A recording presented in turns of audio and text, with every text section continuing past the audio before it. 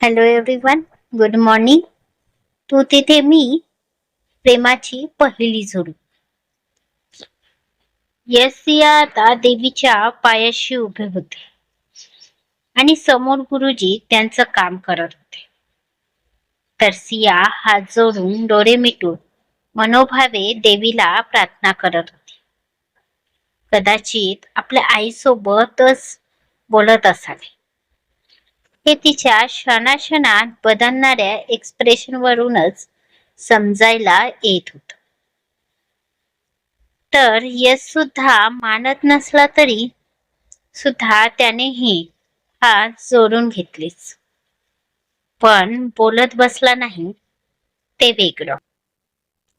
कारण त्याचं असं मत आहे की देवाला मागत बसण्यापेक्षा स्वतःच्या हिमतीवर ते मिळवायचं, ते जास्त काळ जवळ टिकत आणि त्याचं समाधान सुद्धा वेगळंच मिळतं. पण त्याच्या बाजूला अजूनही डोळे मिटून असलेल्या त्या बाहुलीचं काय? तिची तर अपाट श्रद्धा आहे देवावर. गुरुजी आपली पूजा करून जसे त्यांच्या जवळ आले, त्यांच्या आवाजाने सियाने आपले डोळे हळूच उघडले. चेहऱ्यावर शांत भाव घेऊन ती त्यांना बघत होती. गुरुजींनी तिच्या हातात ते पूजेचं ताट दिलं. तशी ती त्यांचा आशीर्वाद घ्यायला पायात वाकली. बाळा, आता असे एकट्याने नाही तर जोडीने आशीर्वाद घ्यायचा असतो, गुरुजी म्हणाले. तसे सिया तिरकी मान करून यशला बघू लागला. तर तो सुद्धा तिच्या सोबत त्यांच्या पायात वाकला. गुरुजींनी दोघांनाही सुखाने नांदायचा आशीर्वाद दिला. तसे सिया आणि यश तिथून बाहेर पडले. पण जसे ते बाहेर पाय टाकणारच की अचानक वातावरण बदललं. जिथे आतापर्यंत सूर्याचं अस्तित्व होतं, तिथे अचानक काळे मेघ दाटून आले आणि वाऱ्याचा वेग जोरात, वादळी वातावरण निर्माण झालं. बाळा, मला वाटतं आजची रात्र तुम्ही इथेच काढा. बाहेर वादळ उठलं आहे. अशात प्रवास करणं धोक्याचं असू शकतं. कदाचित देवीची सुद्धा हीच इच्छा आहे, गुरुजी म्हणाले. तसे आता सिया आणि यश विचारात पडले. त्यात उद्या यशची खूप इम्पॉर्टंट मीटिंग होती, जी त्याने पोस्टपोन करून सायंकाळची करून घेतली होती. म्हणून त्याला काहीही करून आता निघणं गरजेचं होतं. पण समोरचं दृश्य बघता त्याला गुरुजीचं म्हणणं पटलं होतं. एक मीटिंग साठी तो आपल्या डॉलचा जीव धोक्यात टाकू शकत नव्हता. थोडा वेळ विचार करून यशने त्यांना होकार दिला.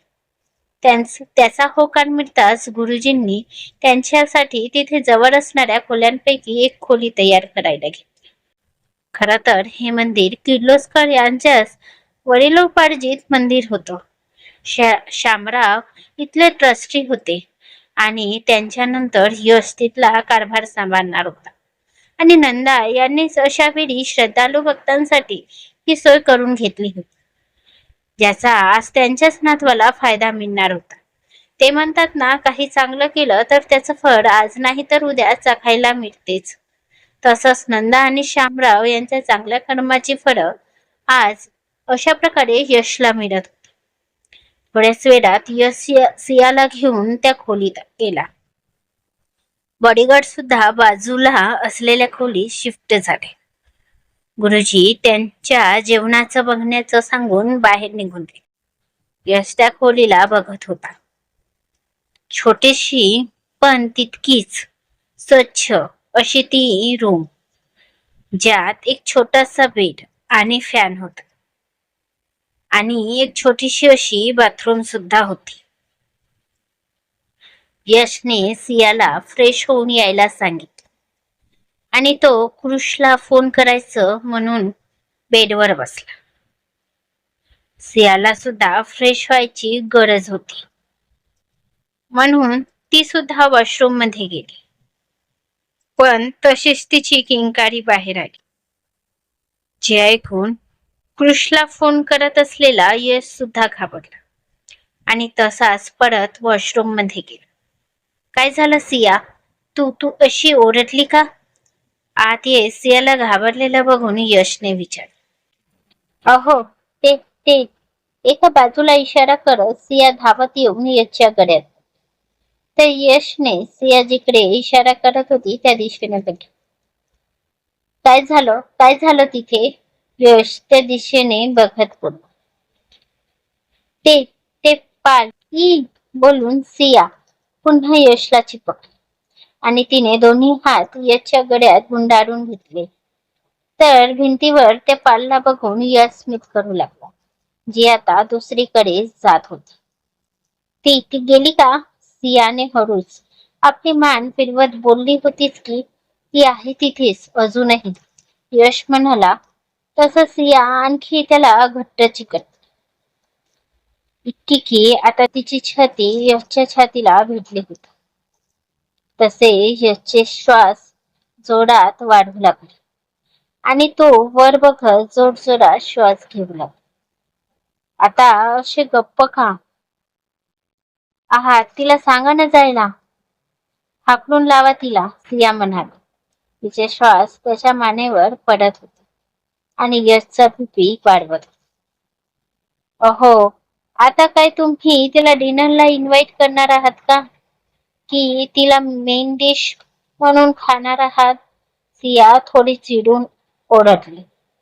तसा आता कुठे जाऊन भानावर आला.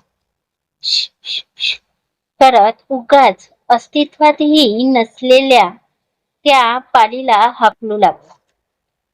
आता गेली का? सियाने मान तिरकी करून एक डोळा बंद करून हळूच मागे पलटत बघण्याचा प्रयत्न करत म्हणाली. इतकंच काय ते त्याच्या घशातून आवाज निघाला. तसे सिया आता भानावर आली. पण आता तिला स्वतःचीच लाज वाटू लागली. आतापर्यंत ती भीतीमध्ये हे विसरूनच गेली होती की ती यशच्या किती जवळ आली आहे. सिया हळूच आपली ती लाजरी नजर सोडत त्याच्यापासून बाजूला व्हायला झालीच की एक किंकाळी तिच्या तोंडून बाहेर पडली. तसं यशने तिच्याकडे पाहिलं तर तिचे केस आता यशच्या शर्टच्या बटनामध्ये अडकले होते, ज्यामुळे ओढल्या गेल्याने आता ते तणतणत होते आणि त्याच्या सियाला वेदना होत होते. तरीही ती ते ओढून काढण्याचा प्रयत्न करत होती, पण तिला काही ते जमत नव्हतं. स्टॉप, तू थांब, मी करते, यश तिची ती ओढाताण बघून म्हणाला. तसे सियाचे हात थांबले आणि तिची मान थोडी यशच्या बाजूने झुकल्या गेली. यश अलगद एकदम हळूवार तिचे ते केस सोडवत होता. तो ते इतक्या हळूवारपणे करत होता जसे ते केस नसून कुठला अनमोल खजाना आहे. इतकं प्रेमाने तर कधी सियाने सुद्धा आपले केस हाताळले नसते जितक्या प्रेमाने यश हाताळत होता. सिया तर त्याला तसं करताना बघून त्याच्यातच हरवत होती. यशने तिचे केस मोकळे केले आणि तसाच थोडा बाजूला झाला. तर सियाने आता लाजून आपली मान खाली घातली होती. तिचा तो चेहरा लाजून पार गोरामोरा झाला होता. आता तिला इतकी लाज वाटत होती की तिला नजरवर करून बघणं सुद्धा कठीण झालं होतं. सारखं आपल्या हातावरून हात फिरवून आपल्या भावनांना आवार घालणं चालू होतं तिचं. जे बघून यशला तर आताच जाऊन तिला मिठीत घ्यायची इच्छा झाली. तू फ्रेश हो, मी डिनर ऑर्डर करतो, बोलून यश शक्य तितक्या लवकर तिथून निघाला. तर सियाने लाजून आपल्या डोक्यावर टपली मारली आणि फ्रेश होऊ लागली. इकडे यश बाहेर येऊन जोरजोरात श्वास घेत शांत होण्याचा प्रयत्न करत होता. थोड्याच वेळात सिया आपला चेहरा पुसत बाहेर आली. तसा यश फ्रेश व्हायला वॉशरूमच्या आत गेला. तितक्यात गुरुजींनी सांगितलेल्या माणसाने त्या दोघांसाठी जेवण घेऊन आला. सियाने त्याच्या हातून ती प्लेट घेतली तसा तो निघून गेला. थोड्या वेळात यश बाहेर आला तर त्याला सिया डिनर लावताना दिसली तसा तो सुद्धा जाऊन बेडवर बसला. सियाने त्याच्या हातात प्लेट दिली आणि स्वतःही बाजूला असलेल्या छोट्याशा टेबलवर बसून जेवला. मागचं आठवून अजूनही तिच्या अंगावर शहारा येत होता. यशला बघून तिचे हात हलके हलके कंपन करू लागले. कस तरी स्वतःला सावरत ती जेवण करू लागली. किर्लोस्कर निवास. इकडे सुगंधा चिंतेत हॉलमध्ये फेऱ्या मारत होती. अगं ये बाई, थांबव की तुझी ही चाक. सतत इकडे तिकडे करत आहेस. तुला बघून तर आता मला चक्कर यायला लागली आहे.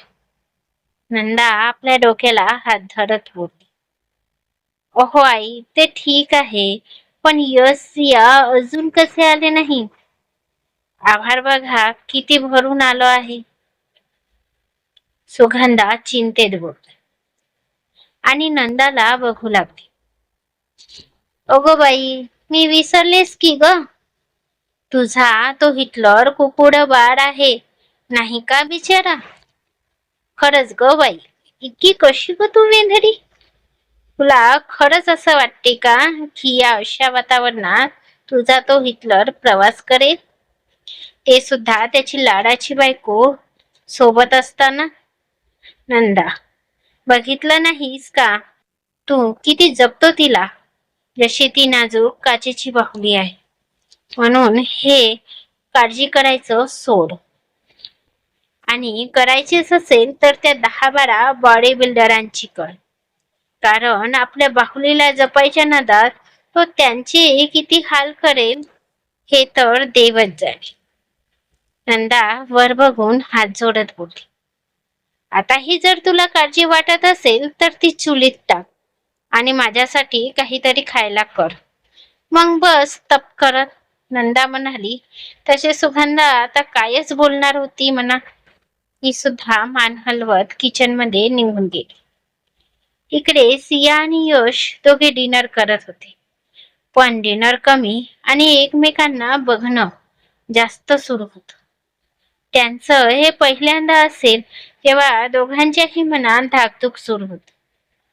यश तर आधीपासूनच सियाच्या प्रेमात होता आणि त्याची फिलिंग दिसत सुद्धा होती.